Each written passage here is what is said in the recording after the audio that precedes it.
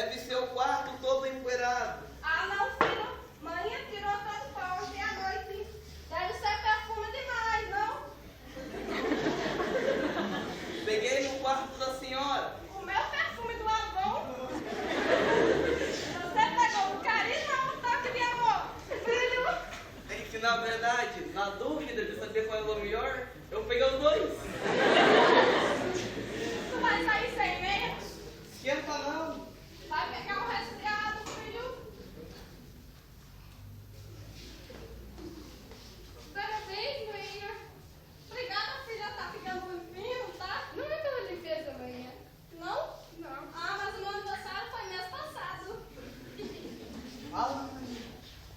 Marquinho, a mãe teve tanta casa hoje? Ué, você não tá vendo?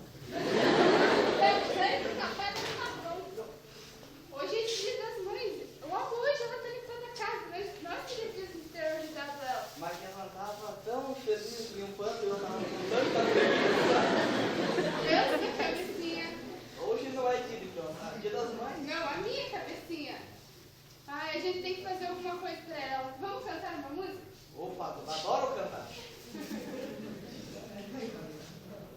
Mãinha, Fala. Vem aqui. Diga, minha menina. feliz dia das mães. Oh, meus sobrinhos, obrigada. Fiquei até emocionada. Pensei que não posso lembrar. Mas sabe, né, mãinha? Mãinha é igual o bombril. Isso mesmo, filho. Mil utilidades.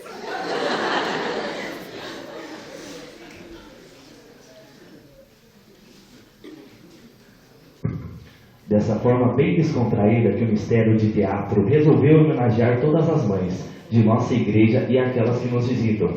Que o Senhor realize o desejo do coração de cada mãe aqui presente. E aqui vai um recado para você que é filho. Comemore todos os dias o Dia das Mães. Aproveite enquanto ela está por perto. Quem não tem mais sua mãezinha sabe do que estou falando. Ame com gestos, atitudes, palavras. Não que ela peça isso, não, mas porque ela merece. Se a sua mãe não está com você aqui na igreja, diga na primeira oportunidade: mãe, eu te amo. Mas se ela estiver aqui, faça isso agora: mãe, eu te amo.